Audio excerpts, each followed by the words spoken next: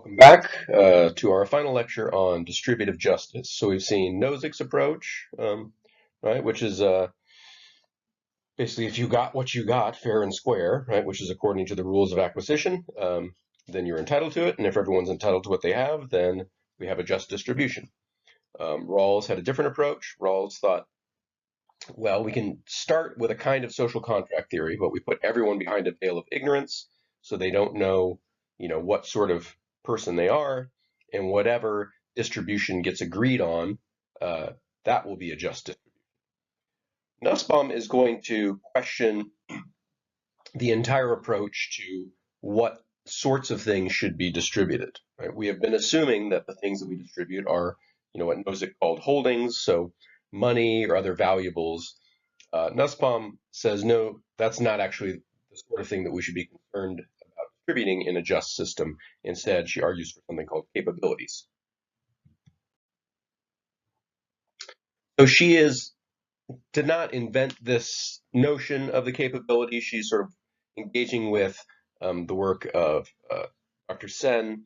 Sen starts by sort of criticizing utilitarian approaches to justice. Um, and he's got a sort of focused on gender inequality. He thinks it sort of reveals some of the problems with utilitarian approaches to justice.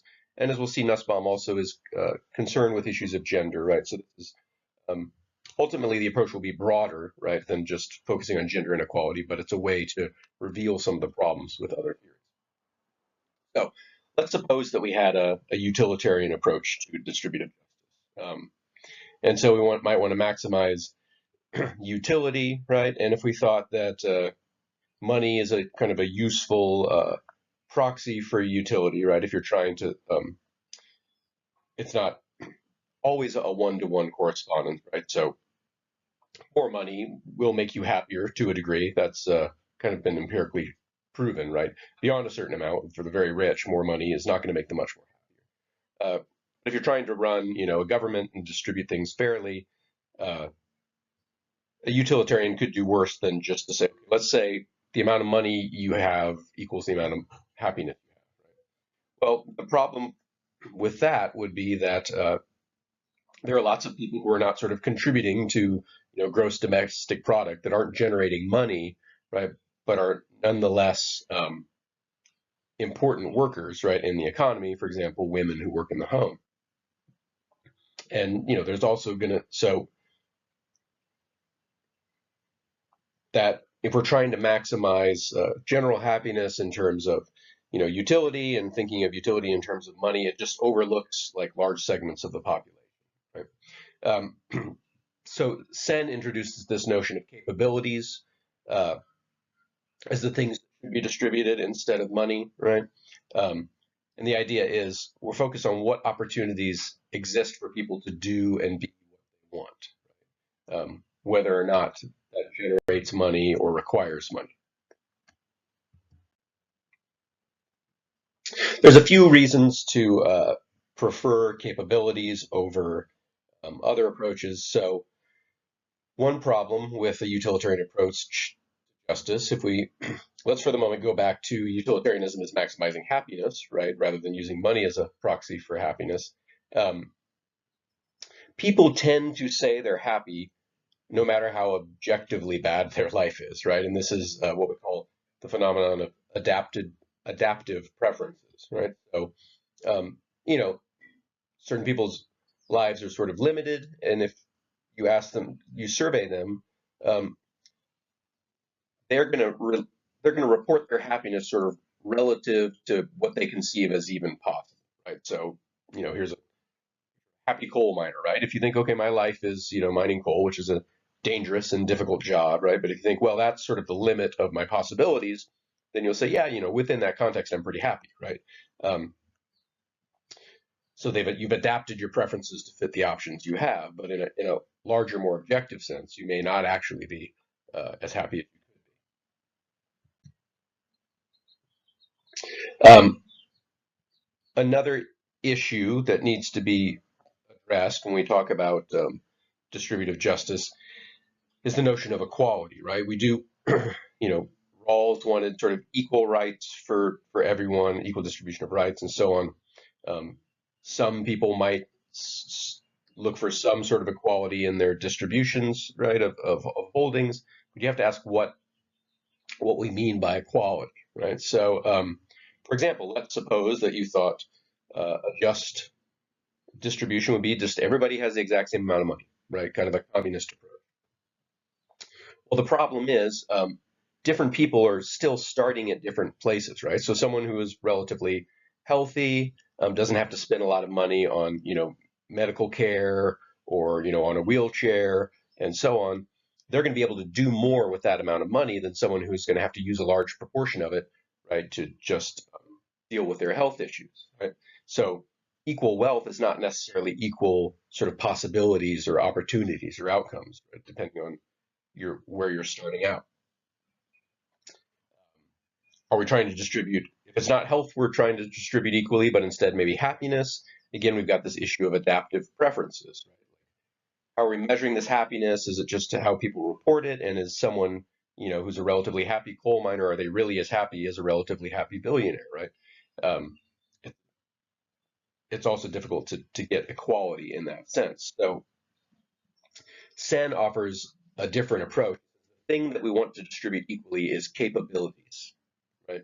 Um, so a capability doesn't sort of tell you what to do with your life, and it doesn't make any assumptions about what you value. If you value money or happiness or making a great work of art, whatever you value, um, Sen says you should have the capability to obtain the things you want, whatever that might be. Right? And note, right, if we're distributing capabilities instead of money, then that would mean that someone who has, health issues, they're going to have to get a little bit more, right, in order to bring them up to the level of someone who's born relatively healthy, right? If one person needs a wheelchair and it costs whatever $1,000, okay, with a capabilities approach, give them the extra $1,000, right? Because that's what they need to come up to equal capabilities with someone who doesn't need that wheelchair.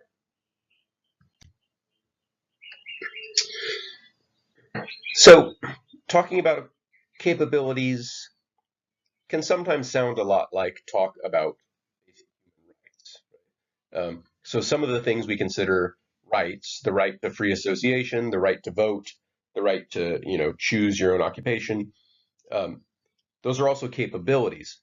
Uh, but we will see there is an important difference between having the capability to vote and having the right to vote.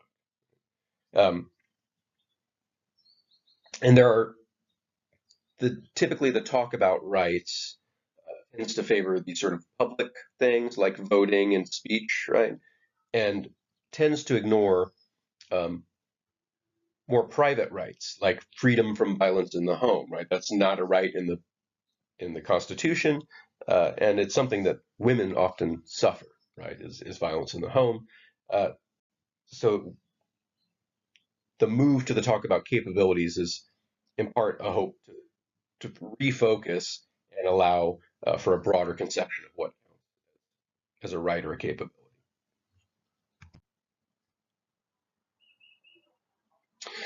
So Nussbaum has a lot to say about rights, and why we should instead talk about capabilities, right, rather than rights. So one question is, what is the basis of what gives us these innate rights that we believe we have? Right? So I have the right to life, liberty, and the pursuit of happiness, right, as in the Declaration of Independence. Why do I have that? And for example, a pig does not, right? What is the difference? Is it my rationality? Is it by merely being human? Um, is it merely being alive? Well, then that wouldn't distinguish me from the pig, right? Are we born with our rights, like independent of any political system we're born into? Or are they the result of having the right kind of political system that gives us our rights? Um, is it only individual people that have rights, or do groups also have rights? Uh, if I have a right to vote, does that entail a duty on someone else or the government, for example, to make it possible for me to vote? Or do I simply have the right, whether or not I'm actually able to do the thing? Uh, these are all, problems that Nussbaum doesn't propose to answer, right? She's just pointing out all the ambiguities, and maybe someone could try to answer them. But she says understanding, instead shifting to the notion of capacities, um, helps us understand the nature of these things we call rights. So she argues that a right to X, to do whatever, to vote, right, requires a capacity to do X, right? So just because I write it into the Constitution that I have the right to vote doesn't mean that I have the capacity or the capability to do it, right? So, for example, in the South, right, black people technically had the right to vote, right? But oftentimes they didn't have the capability to vote, right? Either, the only available voting place was like far away, right? During hours that the person is trying to work. Sometimes they had like literacy requirements and stuff. So, or other sorts of requirements that effectively prevented black people from voting in the South. Uh, so a right to vote doesn't entail ability to vote if you can't get to the polling place and so on. Capability is a bit right. Ensuring someone's capabilities in the Constitution would be a stronger right thing that says, okay, government is required to make sure that you can actually do the thing. So a right, understood as a capability entails not just that you can't stop someone from doing it, but that you're required to make it actually possible for them.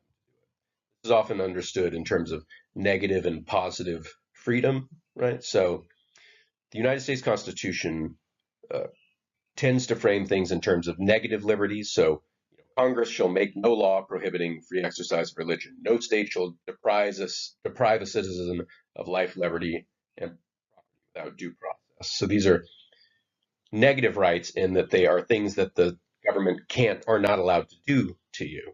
Right? But it doesn't really talk about things that you are guaranteed to be able to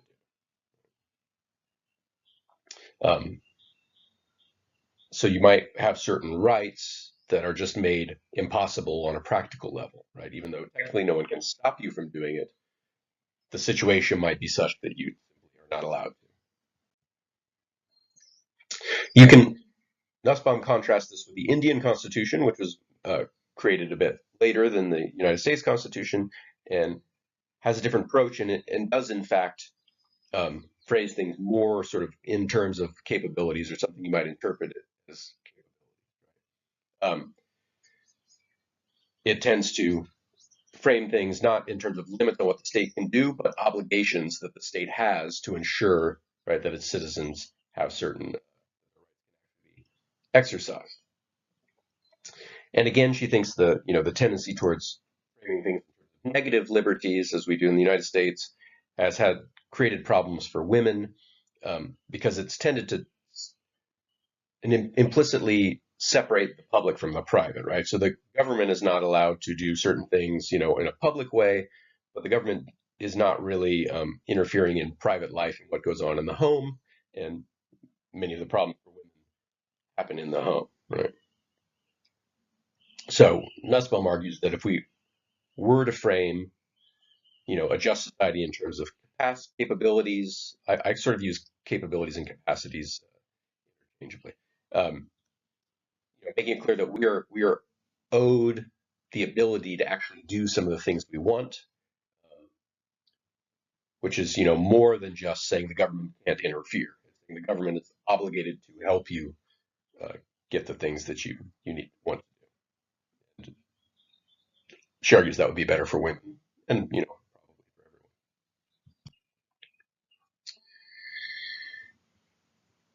There's also the issue of a certain amount of Eurocentrism that comes with rights.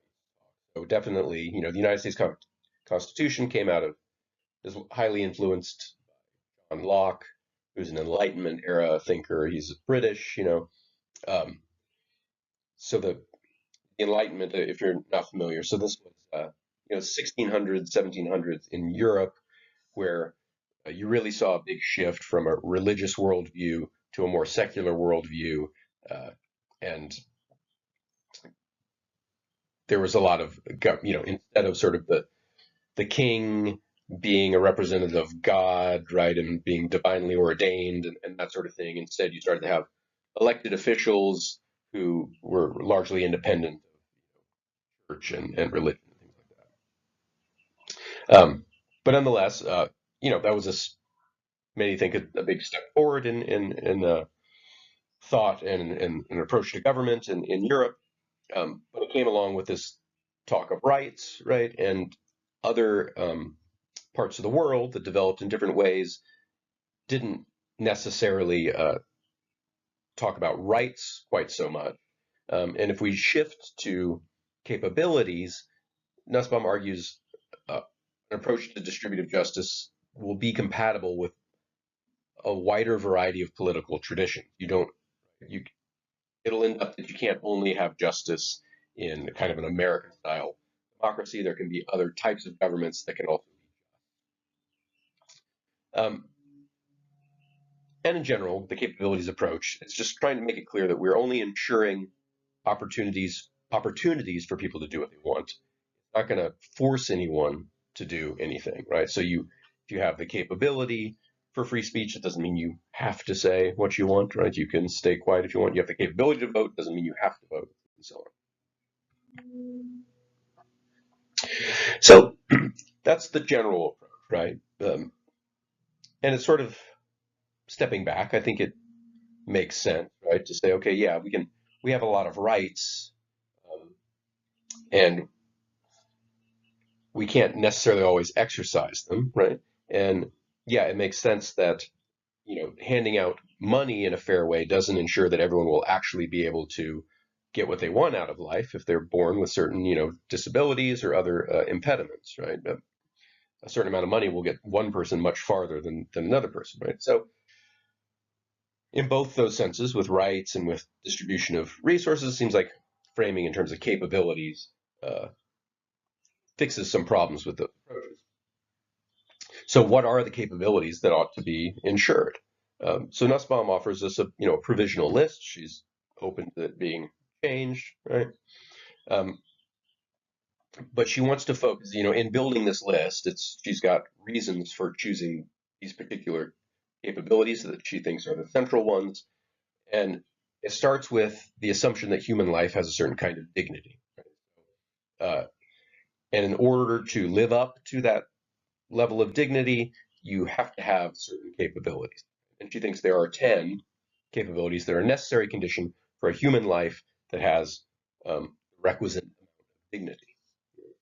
And any human society that does not guarantee those capabilities cannot be called a just society.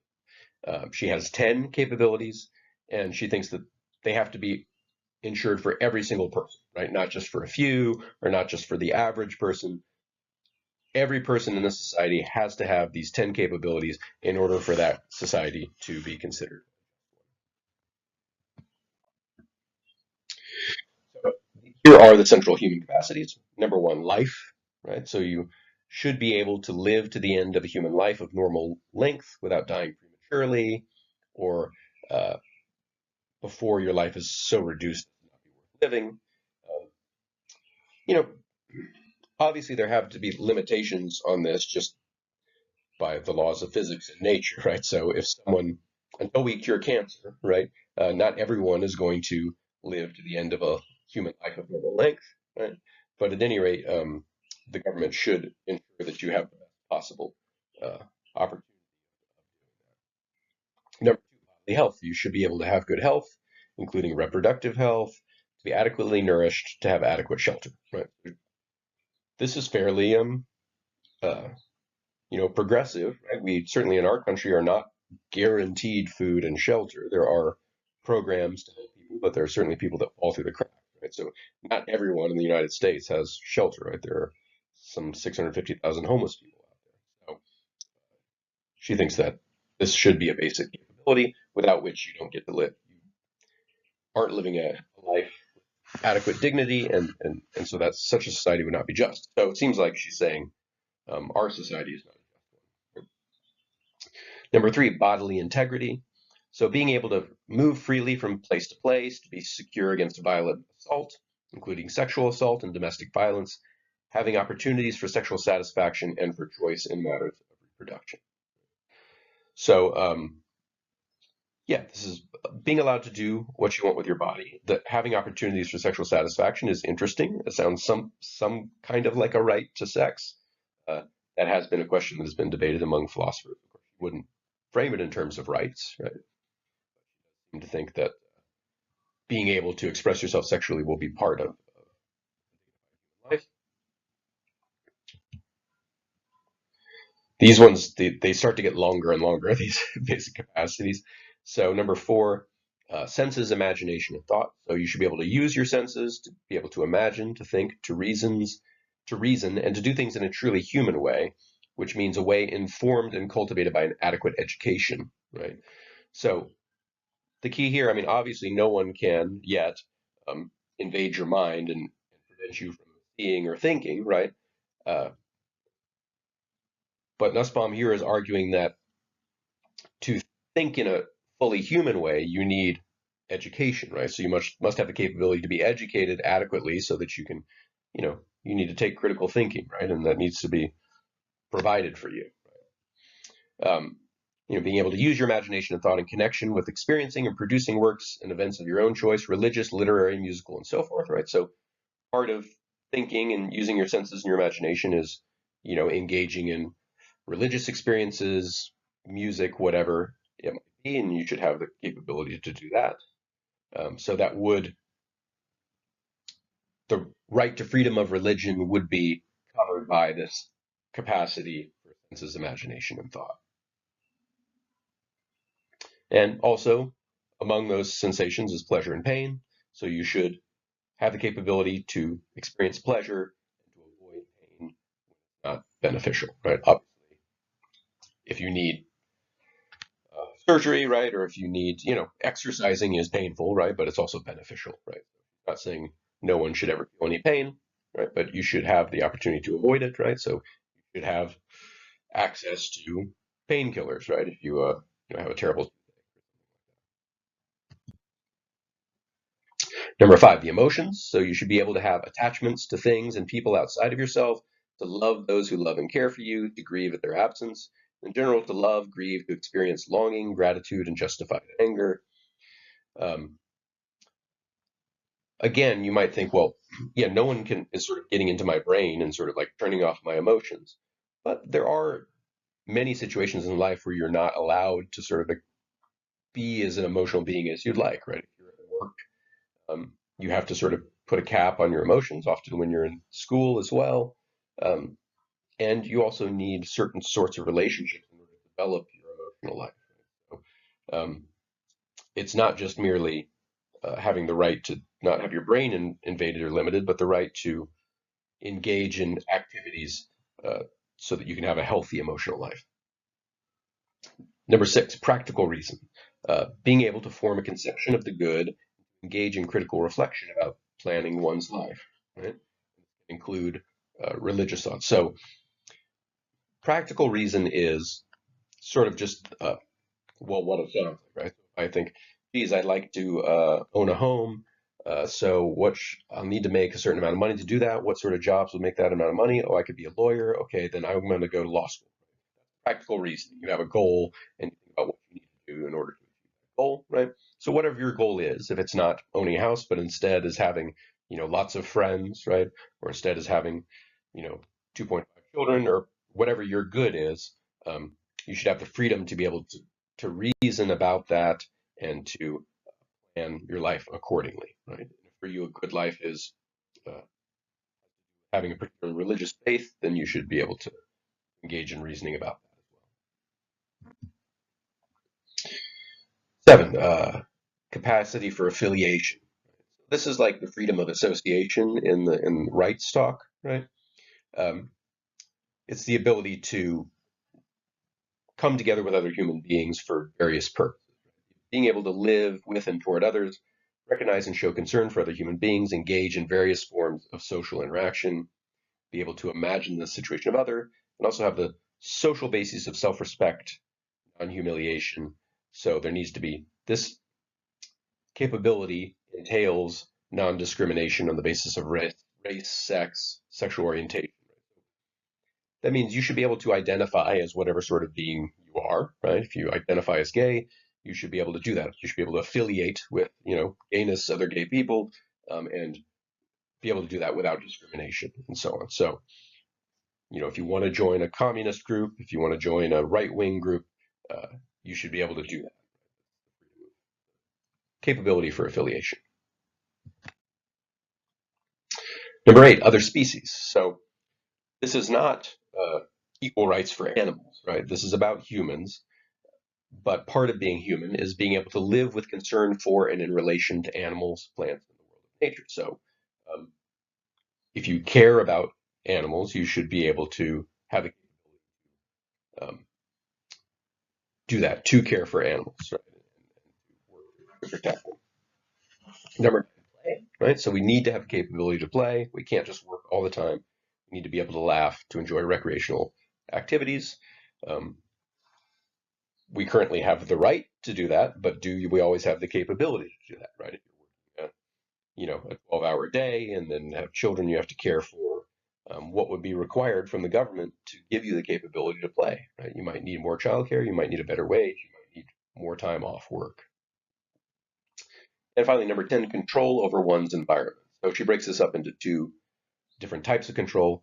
Political control means being able to participate in the political choices that govern your life, right? So more than just the right to vote, right? But you have the right of political participation, free speech, and all of that, but also the capability to actually affect change in that.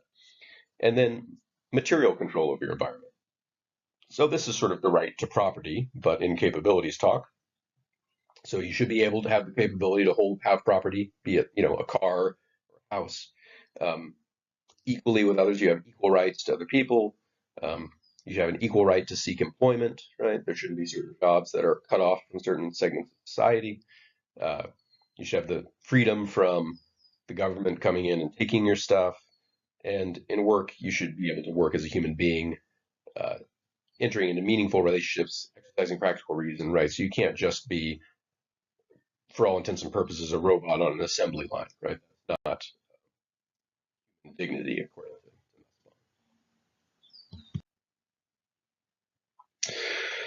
Okay, so those are the 10 capabilities, right, that she thinks should be basic, and she thinks that, a society based on those capabilities would be more just than one that simply goods, according to some formula or which ensures certain basic rights.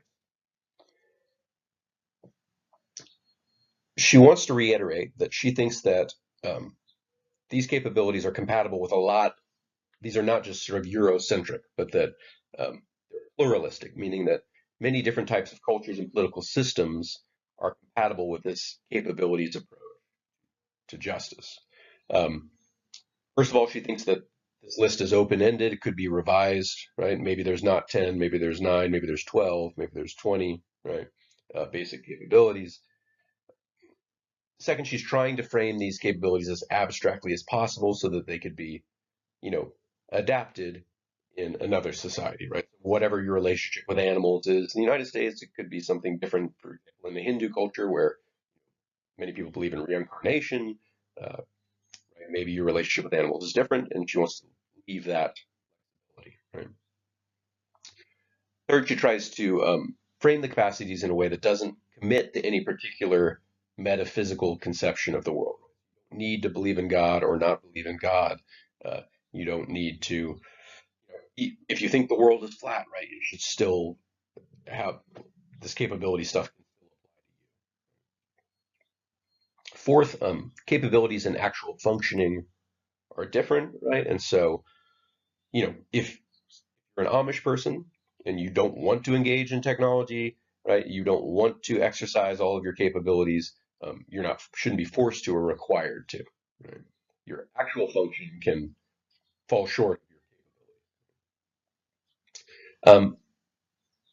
Some of these capabilities are specifically there to preserve pluralism, right? So freedom of association. The idea there is like, okay, I want to identify as gay or as a Hindu or as um, any number of things, right? As a communist or a libertarian, uh, the point of that freedom of association is to have a pluralistic world where many people can have different worldviews. Six, um, She wants to make it clear that even if she's right, and these are the necessary capacities, and even if there are other societies or cultures that do not ensure those, that doesn't mean we can like invade their country and force them to abilities, right? Um, all you can do is persuade, right? So we certainly have the right to talk to, other cultures and try to convince them that they should abilities. So as I said, she Sen sort of invented the idea of capabilities as the thing to be distributed. Nussbaum is developing it here. She has a few problems with Sen's approach that she thinks is improving. So uh, Sen invented the notion of the capabilities and included them in an account of justice. But he actually made them only a part of it, right?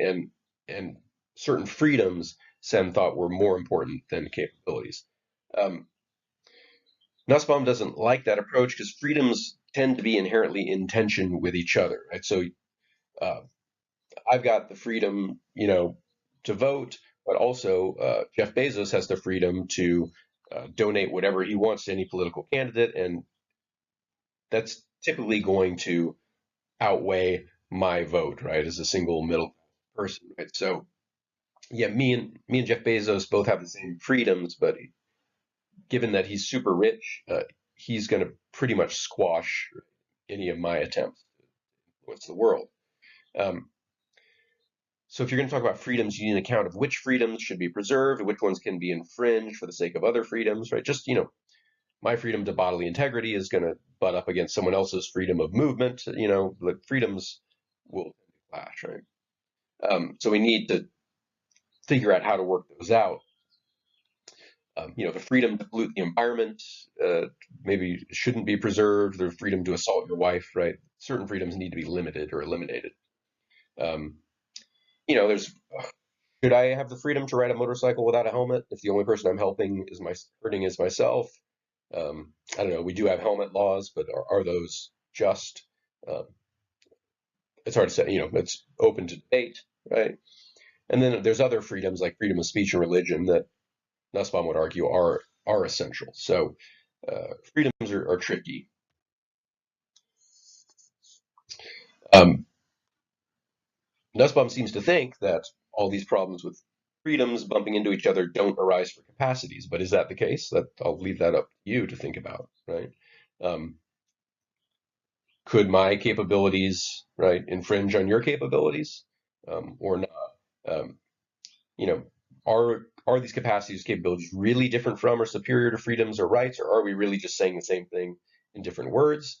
Um, you've still got time. If you find this interesting and you want to write a paper that argues that they're not actually that different, that could be an interesting to write. Um, and it's interesting to think about, to what degree she's compatible or incompatible with Nozick or with Rawls.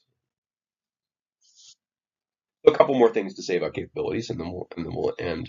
So one advantage of Nussbaum's view is it guarantees capacities to beings that can't enter into a social contract, right? Like children, non-human animals, and people with certain disabilities, right? So again, it's based on human dignity. So insofar as children are human, um, they're going to have these capabilities should be guaranteed to them, right? We don't have to worry about the fact that children can't enter into social contracts.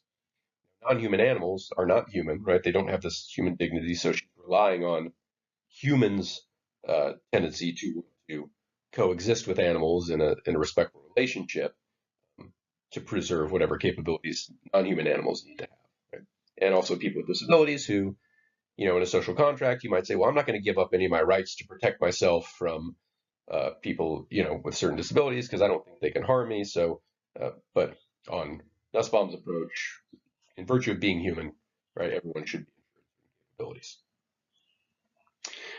It just so happens that traditionally women have been statistically the ones who tend to care for children, people with disabilities. So she thinks the capabilities approach is a feminist approach. These capability, if women have had the job of ensuring capabilities for children and for people with disabilities, and if instead this is the government's job, right, this frees up women. Um, Social contracts also assume equality among the people who form the contract, but that's, ideal world, that's nice, but in real life, it's not like that. We're born very dependent on other people, right? Babies are just not equal to adults, right? In many respects, we die very dependent on others, and in the middle, some of us are and some of us aren't, right? So just assuming that every human is just equal in all their abilities is just not true, right? Um, so if a social contract theorist is assuming independent, perfectly rational, self-interested people, um, when in fact humanity is much more diverse than that, how are they ever going to guarantee, right, all of us at some point are going to fall outside of that group of perfectly rational and independent? All right, and finally, right, so she began with this notion of inherent dignity, right, um, deserved by a human life, right, but you may be interested in the, often students are interested in the issue of animal rights. What do you think? Does Nussbaum's approach adequately defend animal rights or animal capabilities? Um, is there a certain dignity? If there's a dignity of being human, is there a basic dignity of being a living being, right? And what would that look like? That might be interesting to discuss in the discussion, or even if you want to write a paper on it at this point. All right, so that is the Nussbaum.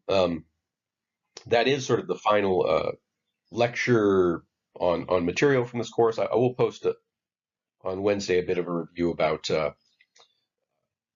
what to expect on the final. Right? But thank you all for all your diligent work and all your great discussion. And we start to finish up in the last couple weeks of the course. So I will.